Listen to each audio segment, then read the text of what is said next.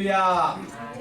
우리 2023년 반년을 벌써 지난 정말 놀랍습니다. 시간은 흐르는 물과 같고 또 조금 과장되게 표현하면은 나르는 화살처럼 나르다 그렇게 얘기합니다만은 정말 유수와 같습니다. 우리 오늘은 특별히 맥주 감사절을 지킵니다. 우리 한국에만 독특하게 있는 현상인데 원래 이게 맥주 감사 주일이나 또 이렇게 그 77절, 오순절 이것이 지난 5월 28일 날 지났거든요. 그런데 이제 이게 음력 기준을 하다 보니까 늘 들쑥날쑥을 합니다. 좀 빠르면 5월 중순, 좀 늦으면 6월 초순 이렇게 해서 왔다 갔다 이렇게 해서 하고, 또 요즘 우리 추수감사절은 이제 연말에 이렇게 지키게 되는데 맥주 감사절에 대한 개념은 많이 없어졌어요. 한국에서 우리 어릴 때만 해도 보리고개라는 게 있었습니다. 그래서 참 이게 보리가 수확되기까지 참 배고픔 속에서 우리가 살아야 됐던 그런 보리고개, 빈궁기, 춘궁기라고 그러죠. 그게 있었는데 이제 이 보리 농사도 점점 이제 없어져가는 때에 70년 중반기쯤 됐습니다. 우리 노회와 총회에서 어느 교단인지는 모르겠어요. 그런 이제 논의를 했다고 그래요. 우리가 어차피 우리나라에 맥주라는 것이 이게 맥이라는 게 보리 맥자라고 그럽니다. 그거를 대맥이라 그러고 밀을 가리켜서 소맥이라 그래요. 그래서 합쳐가지고 보리하고 밀을 합쳐서 맥주 감사절에서 맥주 감사에 대한 찬양을 우리나라가 60년대까지는 잘 지켰는데 70년대 들어오니까 산업화 현상이 생기고 많은 분들이 농사를 짓지 않고 또 보리 농사도 점점 줄어가는 때에 우리가 이왕 이러지 말고 우리 성심 강림주의를 그대로 그냥 잊고 우리 그해 하반기가 시작할 때는 7월 첫째 주일부터 우리 맥주 감사주일로 지키자. 이래가 노회에서 결의가 되고 그것도 총회까지 올라가서 돼서 한 교단이 그렇게 시작을 하니까 그게 점점 퍼져가지고 이제는 한국 교회만 독특하게 볼 수 있는 이런 현상으로 지금 왔습니다. 그래서 우리 오늘은 우리 지난 5월 28일 날 성심 강림주의, 또 오순절, 또 77절 맥주 감사주일 그거를 우리 다시 또 이렇게 돌아보는, 그래서 이게 그런 주일이 되고 말았습니다. 어쨌든 우리 하반기를 시작할 때에 감사로 시작하는 것은 한국의 좋은 전통으로 알고 있습니다. 우리가 감사할 줄 아는 사람 참 성숙한 인간이고, 우리 항상 기뻐하라, 쉬지 말고 기도하라, 범사에 감사하라, 성령을 숨지 말라, 또 선한 것은 언제나 취하고 악은 모양을 부리라, 이렇게 데살로니가전서 5장 16절 이하에 나오는 모범적인 신앙에서 세 번째 나오는 이 범사에 감사라, 여기만 붙이는 부연적인 말이 있습니다. 이는 그리스도 예수 안에서 향하신 하나님의 뜻이라고 그렇게 나와 있습니다. 그래서 우리는 이 감사절 때마다 이 감사는 기쁨과 기도를 능가하는 최고봉의 우리 신앙의 꽃이 감사다. 그래서 우리는 늘 감사에 우리가 익숙하는, 감사를 생활하는, 그래서 영어에 보면은 thank라는 이 말이 think라는 이 말과 같은 어원에서 가졌답니다. 우리 감사는 우리 생각하는 거기에서 시작이 된다. 우리 속에 이 생각 자체가 늘 감사하는 생활로 이렇게 두뇌를 가지고 있고 감사함을 마음을 갖고 있으면 우리가 이렇게 감사하는 자의 생활이 계속된다는 것을 얘기하고, 감사는 참 신기합니다. 감사를 자꾸 하면은 감사가 자꾸 열매가 맺어지고, 불평을 자꾸 하면 자꾸 불평이 계속 연결된다고 그래요. 그래서 우리는 이왕 짧은 인생을 사는데 감사가 넘치는, 하나님께 감사하고 부모님께 감사하고 이웃에 감사하고 또 우리 자신이 감사하는 그런 생활을 꼭 하시기를 바랍니다. 오늘은 우리가 누가복음 18장을 강의할 차례입니다. 누가복음 18장은 우리 첫번 시작에 여기는 이제 어린아이와 같이 되지 않는 자는 천국에 들어가지 못한다라는 그게 주제의 말씀이 중간에 있습니다만은 이것도 여러 가지 교훈을 우리 주님께서 말씀하고 계십니다. 먼저 기도에 대해서 낙심하지 말 것을 하면서 주님이 한 기도를 들었습니다. 한 마을에 재판장이 있어요. 이 재판장은 하나님도 두려워하지 않고 또 사람도 무시해버리는 아주 그런 악독한 재판장이 있었답니다. 그런데 그게 한 과부 여인이 있어가지고 이분이 원수에게 몹시 원한이 생겨서 늘 저 원수를 좀 갚아주기를 원하면서 법정에 찾아갑니다. 번번이 찾아갈 때마다 거절을 당했습니다. 재판장이 그 사람을 사람 취급도 안 해요. 그 자체 소송도 받아들이지도 않습니다. 이러기를 이제 몇 번 이렇게 갔는데 이 여인은 중도에 포기하지 않고 계속 갔던 것입니다. 그랬더니 하루는 재판장이 생각하기를 내가 오늘은 저거를 이렇게 처리해 주겠다. 왜냐하면 이거 아니면 내일도 모레도 계속 오기 때문에 귀찮아서라도 그 소송을 해결해 줬다는 것입니다. 우리 주님이 이 비유를 말씀하시고 너희가 하나님께 무슨 기도 제목을 가질 때에 이렇게 집요하게 끝까지 이루실 때까지 해라고 이런 말씀으로 우리에게 교훈을 하고 계시는 겁니다. 여러분이 이렇게 이루실 때까지 했던 우리 내용들을 어떻게 우리 지금은 돌아가셨습니다마는 임동섭 목사님, 그분은 미주에서 최고의 교회를 이루신 분이에요. 동양성교회라고. 그래서 이 동양성교회라는 이름으로 남미의 여러 교회를 개척해가지고 동양성교회는 자체 또 총회가 있을 만큼 그런 아주 붕괴했던 교회입니다. 임동섭 목사님이 한 번은 저희 교회 오셔가지고 이제 붕괴를 하시면서 그런 예화를 드시더라고요. 1m만 더라는 그런 1m more 이거 주제를 가지고 예화를 드시는데 서부 개척할 당시에 그때에 많은 사람들이 금강을 캐러 샌프란시스코 많이 갔습니다. 여러분 지금도 가면요 캘리포니아 그 주가 닉네임 이 별명이 뭔가니 그 골든 스테이트입니다. 그 금광의 주다. 옛날에 금광을 캐러 왔던 사람들이 주로 개척한 곳이 캘리포니아 주기 때문에 그렇습니다. 그래서 한 분이 자기 재산을 다 팔아가지고 그 금광이 있을 그것을 구입해가지고 부지런히 금을 캤습니다. 1년이 지납니다. 2년이 지납니다. 오랜 세월 동안 했는데 금이 나오지가 않는 거예요. 그래가지고 어느 날 이 주인이 꽃갱이를 가지고 확 꼽으면서 절대로 이 산에는 금광이었다. 이거는 거짓말이었다. 잘못 이거는 증명했다. 하고는 포기하고 그 자리에 나왔습니다. 그 많은 돈을 다 잃고 뒤진맥진하고 온 가족도 지쳐 있었습니다. 그래서 이분이요 생각한 것이 보험, 그 당시 이제 보험이 처음 인슈런스가 시작될 때인 것 같습니다. 1870년 이때 어간이니까 그때 이 서부 개척할 때에 열심히 부르면서 찬송에 부르던 것이 뭔가니 새벽부터 우물이 이루면서 그 찬송 부르면서 서부 개척이 한 거거든요. 그런데 이분들이 마지막 이 금강을 캐러 왔다가 이렇게 포기를 하니 얼마나 기지맥히냐겠습니까? 그래서 이제 이분이 보험회사에 취업을 했습니다. 취업을 해서 이제 보험 가입을 이렇게 하고 있었는데 어느 날 한 달 후에 신문에 대문짝하는 헤드라인 뉴스에 보니까 여기에 큰 금광이 발견이 됐다는 거예요. 내용을 보니까 자기가 이렇게 꽃갱이를 다 꼽았던 거기에 1m 더 파스를 하면 금강이 엄청나게 나왔던 뉴스를 보고 억울해가지고 이분이 너무나 또 실련에 빠졌습니다. 그래가지고는 그냥 땅을 치고 이렇게 했었는데 어느 날 자기가 아침에 기도하면서 하나님께서 뭔가 번개 같은 뭐가 주시더래요. 1m만 더 봤으면 됐는데 그러다 내가 지금 보험 가입자들에게 1m만 더 요거를 내가 캐치구를 가지고 뭐 보험 가입하라고 보통 사람들 다 싫어하고 안 하려고 하잖아요. 1m만 파면 된다 하고 건강 나을 때까지 그만 팠으면 했는데 이런 정신을 가지고 열심히 보험 가입을 했습니다. 그랬더니요 이분이 1년 만에 최대의 보험회사 사장이 된 거예요.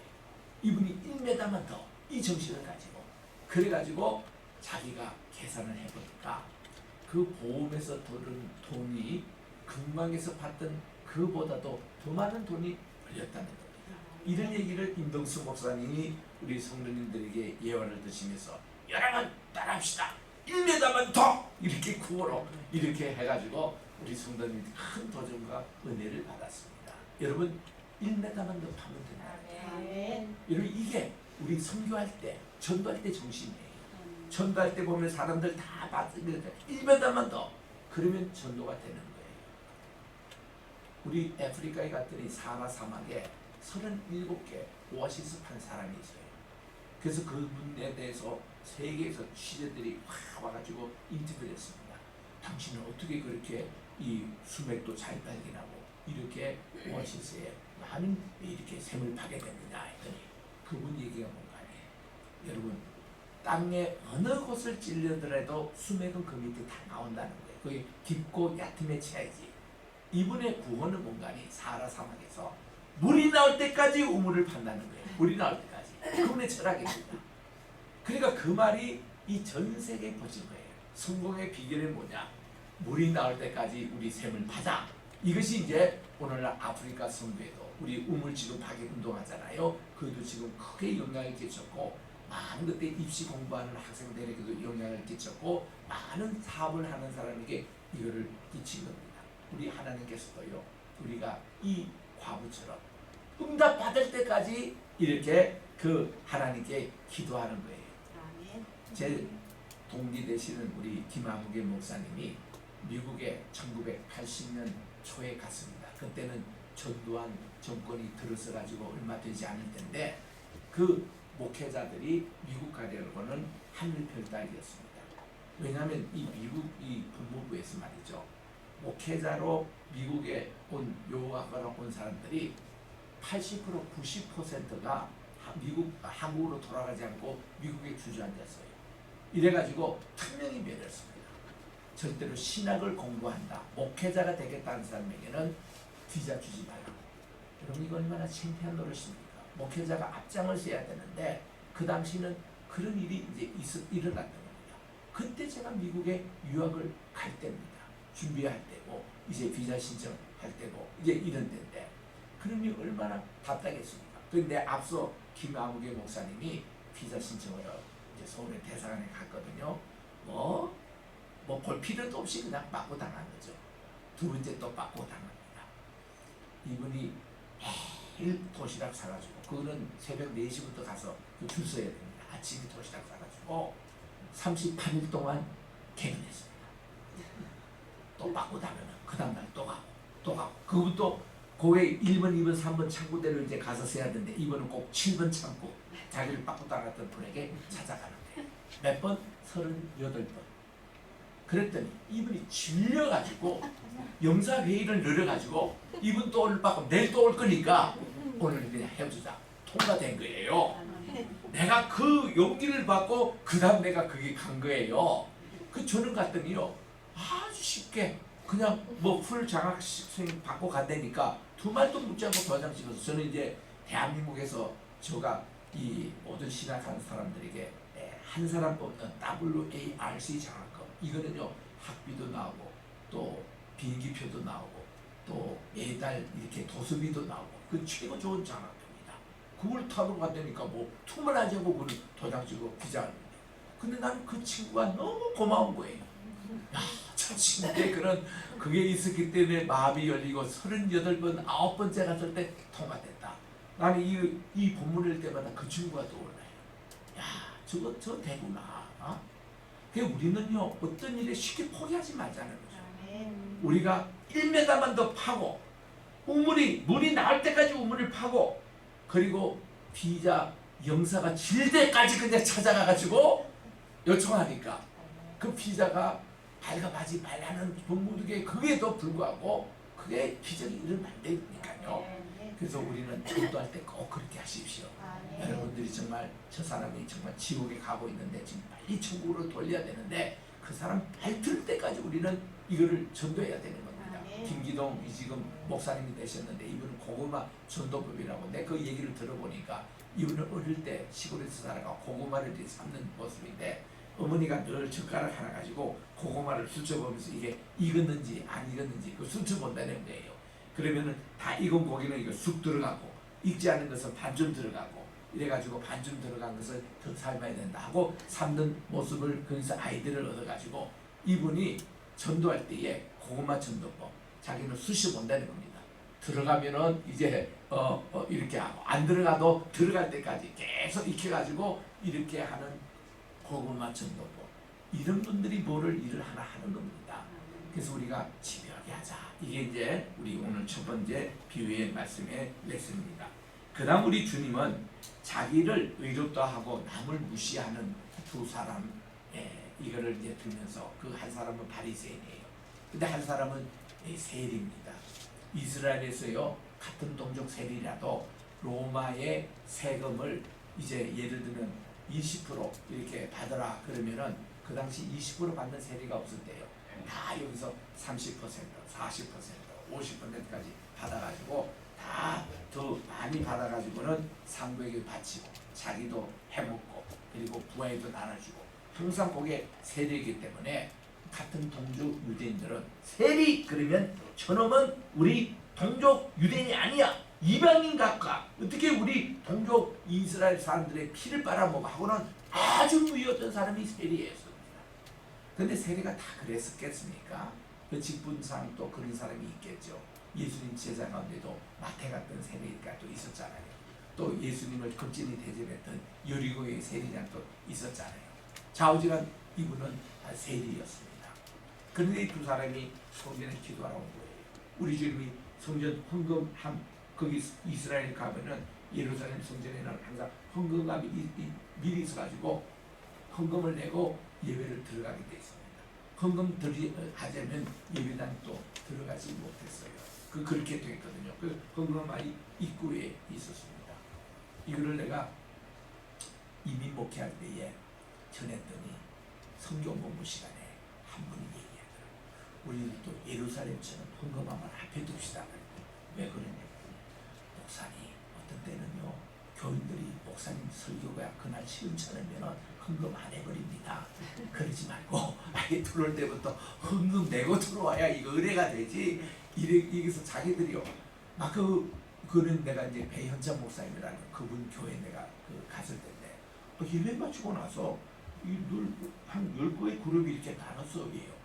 열심히 성경 공부했더니 배 목사님 저 웃으면서 목사님 그게 아니에요. 여기가 이 캠퍼스 교회거든요.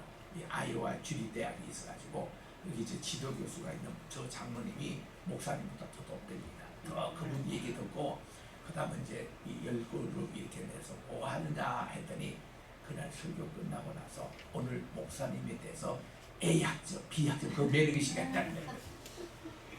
그래 내가 진땀이 나더라고.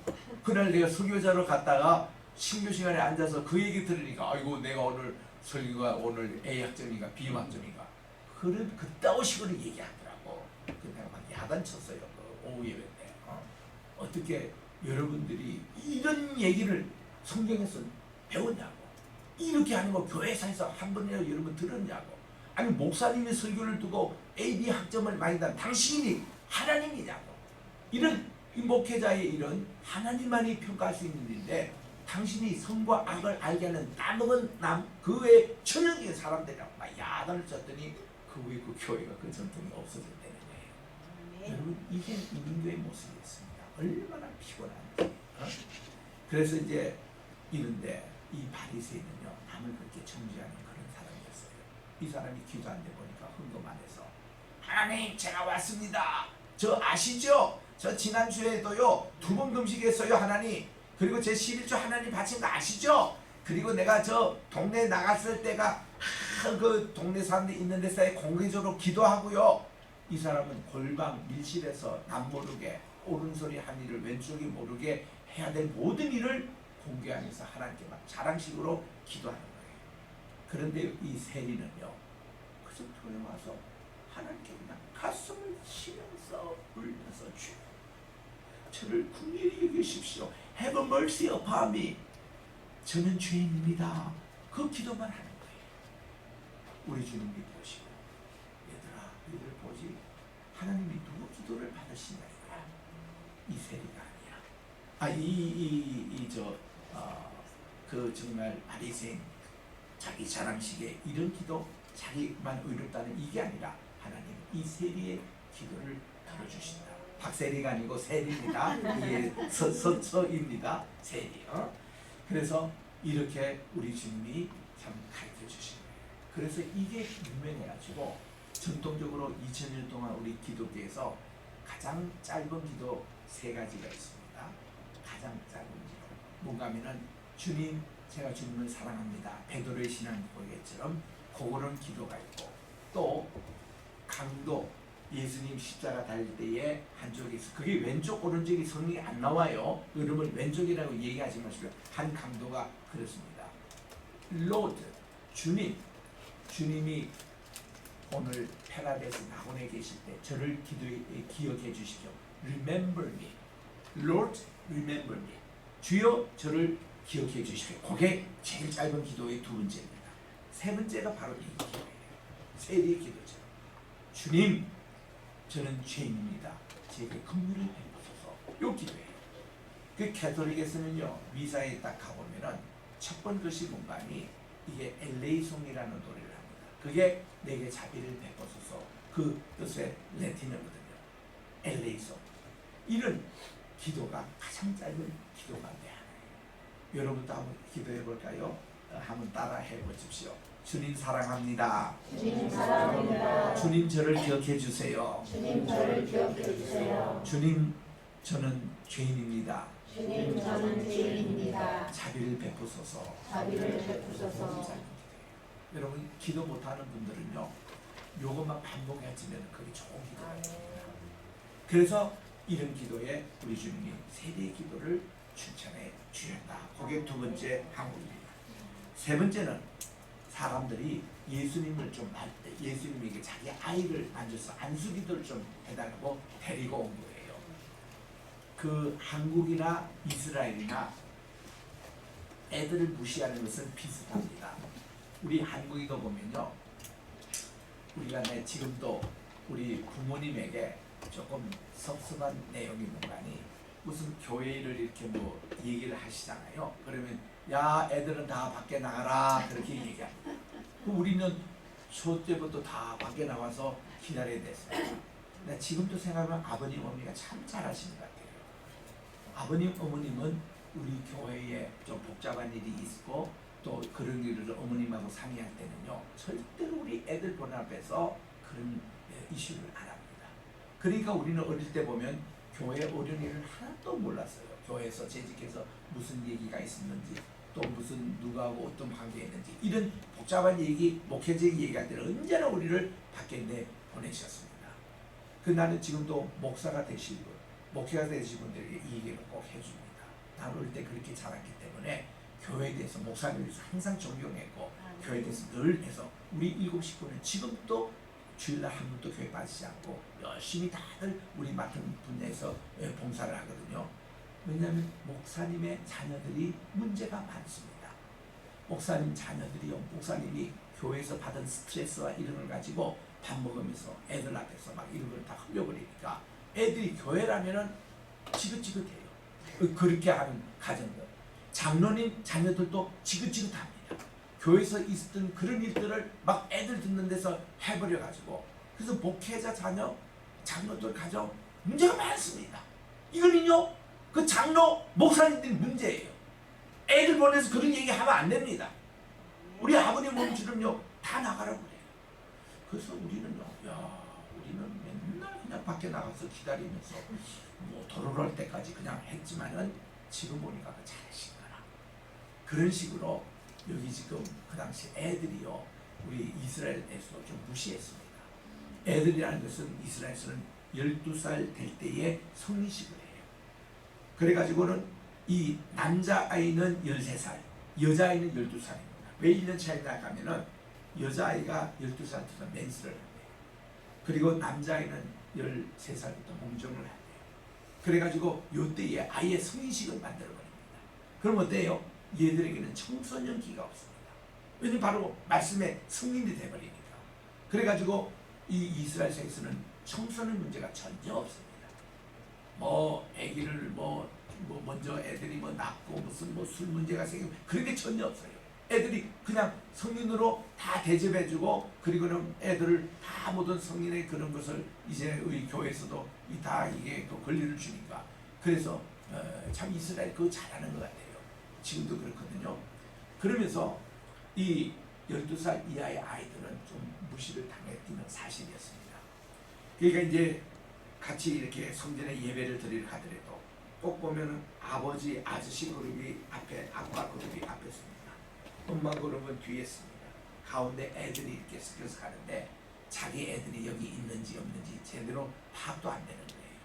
그래서 예수님도 12살 넘을 때 이제 성리식을 하고 이제 예수님은 성전에 남아서 성경 공부하는데 다 나가는데 그때는 우리 주님이 성전에 머물러 있어서 다 내려왔습니다. 내려와서 여리고까지 하루 길을 걸어왔는데 그때 이 뉴스를 보니까 마리아와 요셉이가 우리 아들 예수 어디 갔냐 거기서 찾은 거예요. 사람이 어디서 찾으면요 항상 마지막 만난 그곳으로 가야 그 사람을 확실히 만날 수 있거든요. 그래서 다시 성전에 하루 길 또 올라가서 거기서 예수를 만나서 왔던 것이 충분히 있을 수 있는 겁니다. 아이들이 그렇게 대접을 못 받았어요. 근데 예수님에게 애들을 안수기도 해달라 그러니 우리 주님이요 제자들은요 얘들아 저리가 애들 지금 예수님 바쁘시고 피곤하신데 안 된다 이러는데 우리 너도 그러시면 안다. 어린아이들이 내게 오는 거 용납해라 환영해라 그러면서 하신 말씀이 하나님의 나라는 이런 어린아이들의 것이니라 이렇게 말씀해 주셨습니다. 자 거기서 우리들은 우리 주님의 어떤 점에 어린이와 이런 것이 동일시 됩니다. 우리 마태복음 18장에는요 아예 너희가 어린아이와 같이 되지 않으면 천국에 들어갈 수가 없다고까지 말씀을 하신 그 어린아이 세 개 특징이 있지 않습니까? 아이들은요 천진난만해요. 정직합니다. 그래서 여러분들 우리 조르단도 우리 집 올 때마다 내가 눈 맞춰서 인사해요.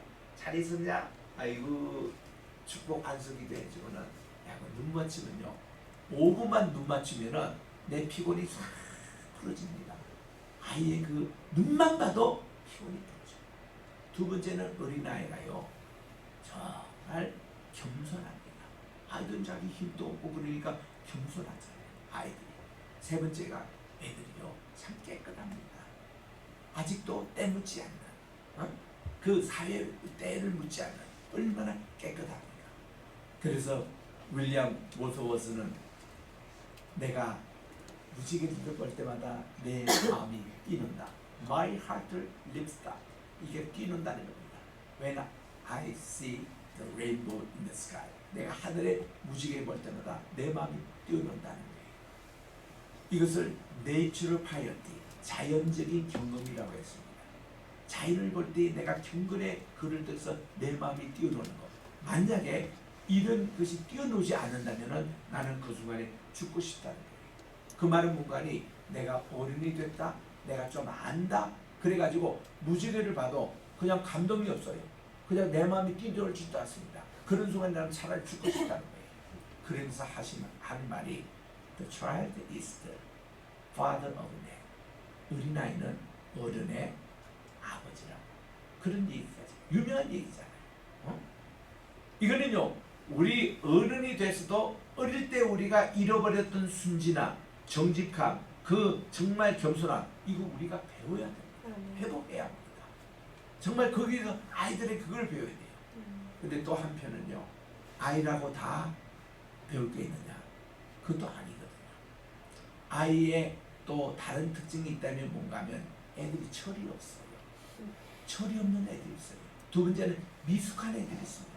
잘해야 되는데 잘하지 않고 그 상태 그대로 있는 거예요.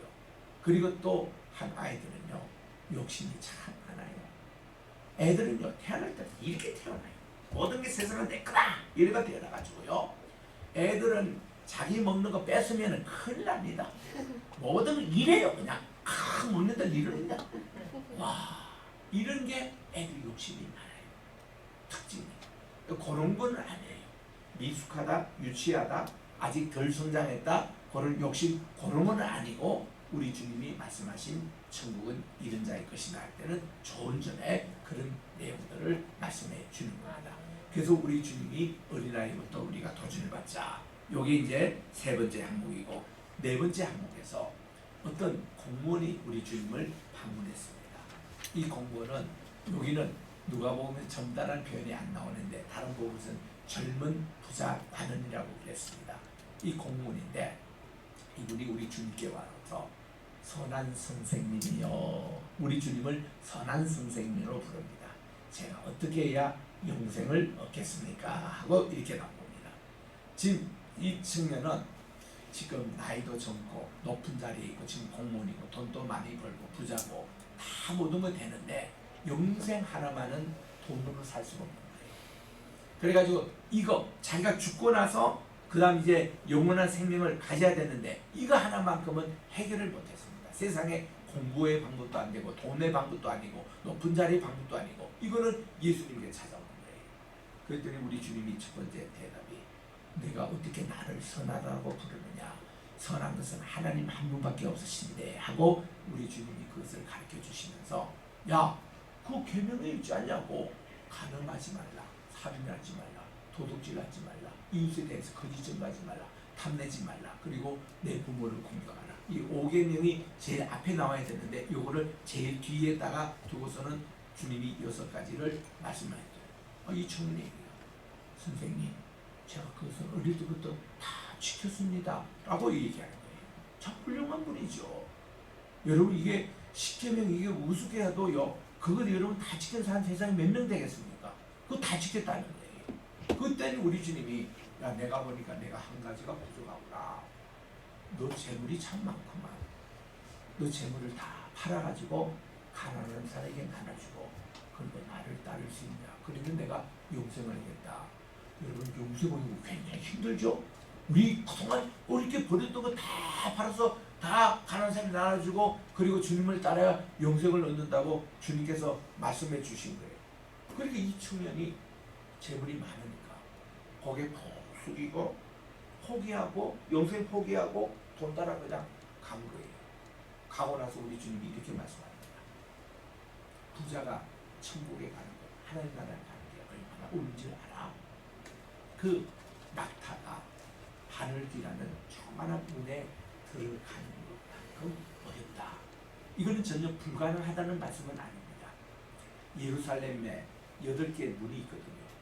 그 중에서 가장 낮고 좁은 문을 바늘기라는 별명을 가지고 있는 문이 있습니다. 그 문에는 낙타가 들어가기 위해서는요, 낙타의 그 크기가 절대 못 들어갑니다. 낮거든요. 그래서 낙타가 자기 있는 모든 짐을 다 내려야 돼요. 빈몸을 가지고 거기에 가득 엎드려가지고 이렇게 자기 몸을 꾸개고 해서 간신히 들어갈 수 있는 것이 바늘귀라는 별명을 가진 문이어야 됩니다. 요게 아이디어를 얻어가지고요, 예루살렘에 가면은 3개가 교회가 오래된 교회가 있어요. 이게 콘스탄티누스의 어머니 되는 헬레나가 지은 교회인데, 베들레헴에 가면 예수님의 탄생교회가 있어요. 그리고 예루살렘에 가면 성묘교회가 있습니다. 예수님의 부름교회. 나사렛 가면은 이게 성모 마리아가 이렇게 그 성경의 숲에 거주했다고 해서 그 교회당이 바로 이 요셉의 집터위에 있습니다. 근데 그 중에 베들레헴 교회가 본래는 들어가는 문이 말이죠, 2m 이상 높이가 있어가지고 말을 타는 사람이 들어갈 수 있는 그런 높이에 그려졌습니다. 근데 중세시대 때에 금방진 기사들이 말이죠, 말을 타고 베들레헴으로 이렇게 오는 거예요. 예수님이 태어난 곳이 낮고 철한 말구이에 태어나셨는데, 말구이가 아니고 그냥 짐승 바통이에요. 거기 태어나셨는데, 그래서 그거를 보기 위해서는요, 무릎을 꿇어야 그게 보입니다. 이 동굴로 이렇게 딱 지었는데 이렇게 서서는 보이지가 않아요. 무릎을 꿇어야 거기에 예수님 태어나신 거기 나오고 14개 다이별을 거기 장식해 놓고 있거든요. 이런 곳인데, 금방진 기사가 말이죠, 말 타고 이 교회 안으로 들어오는 거예요. 그래가지고 거기에 사찰 집사가 열받쳐가지고 거기 이제 그걸 1m 35cm로 이걸 탁 낮췄습니다. 절대로 마타로 못 들어와요. 그리고 또 들어오더라도 우리 키 가지고 또 못 들어갑니다. 수그리고 들어가야 됩니다.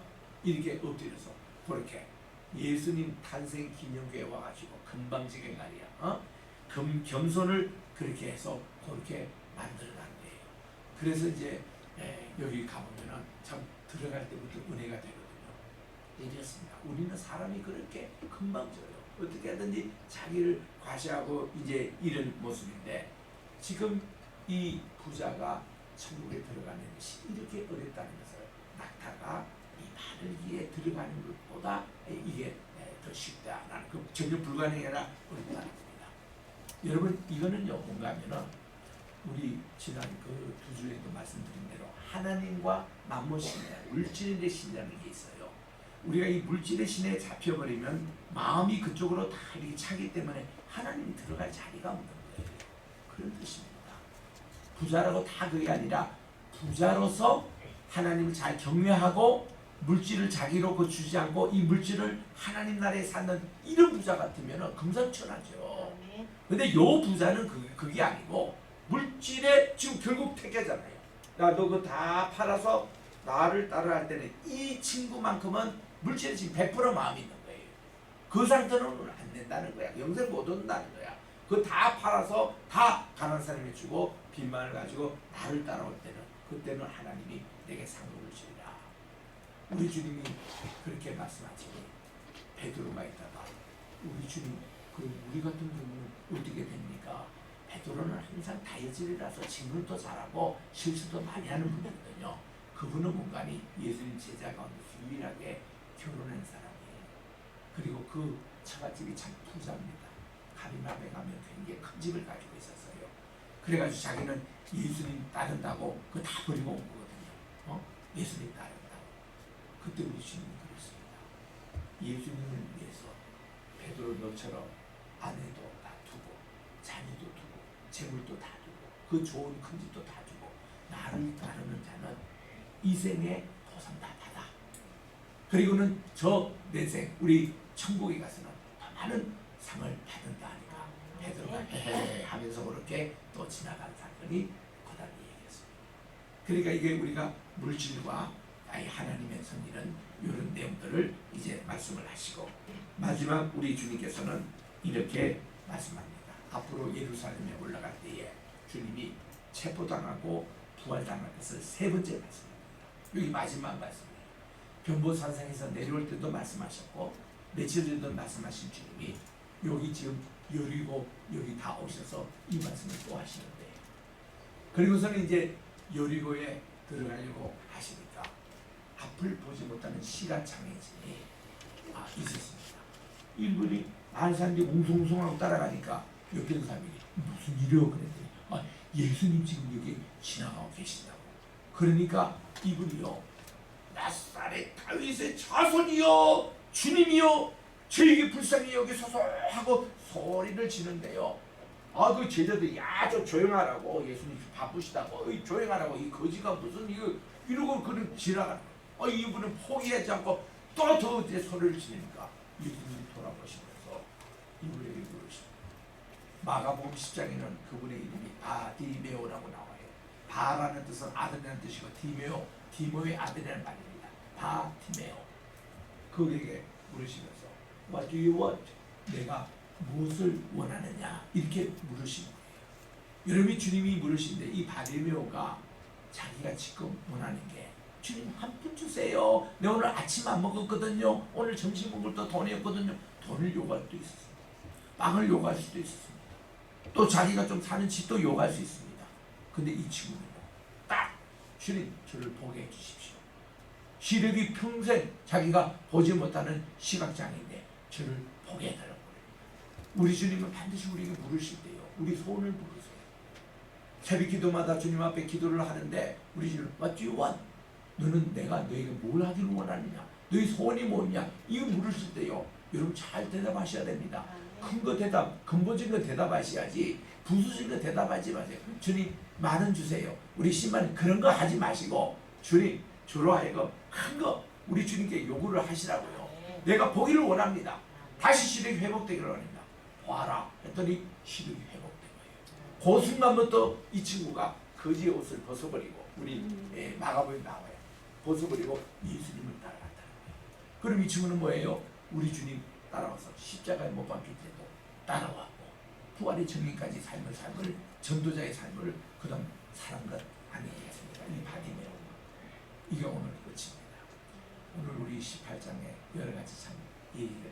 우리 나와는데 얼마나 좋습니까? 우리는 기도 응답 받을 때까지 주님께 응답 기도하자.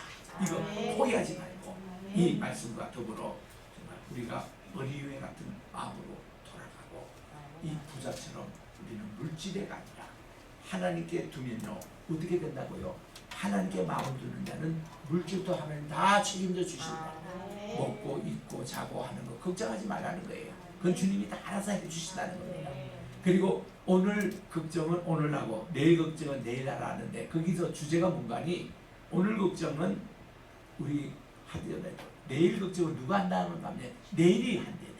내가 걱정하는 게 아니라 내일이 그거를 걱정한대. 그거는 하나님께 맡기라는 겁니다. 그러면 주님이 모든 것을 우리에게 책임져 주신다는 이 귀한 말씀 듣고 우리 오늘 로이교회 1주년 감사 예배를 저녁에 드립니다.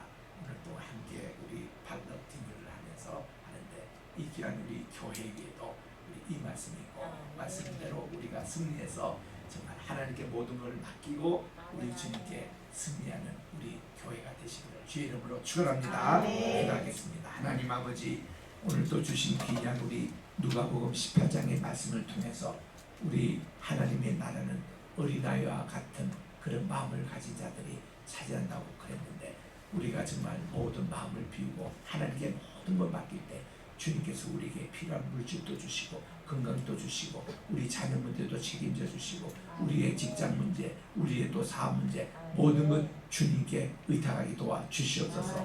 우리 세리처럼 우리 주님 앞에 나와서 주여 저는 죄인입니다. 저를 불쌍히 여겨 주십시오. 기도하는 저희들이 되게 도와 주시옵시고 우리 부자 청년처럼 실수하지 않고 베드로처럼 모든 것을 버려두고 주님을 따랐습니다.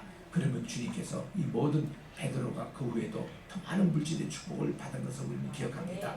우리들도 그런 주님의 그 원리를 꼭 기억하고 승리하게 도와주시고 1m만 더 이런 심령을 가지고 우리 기도 응답 받을 때까지 주님 앞에 기도하는 저희들이 되게 도와주시옵소서. 그렇게 전도하게 도와주시옵소서. 예수님의 이름으로 기도드립니다. 아멘. 어린아이의 마음 가지라는 말씀을 가지고 우리 찬송가 566장 부르면서 준비하시는 분 하나님께 드리겠습니다. 566장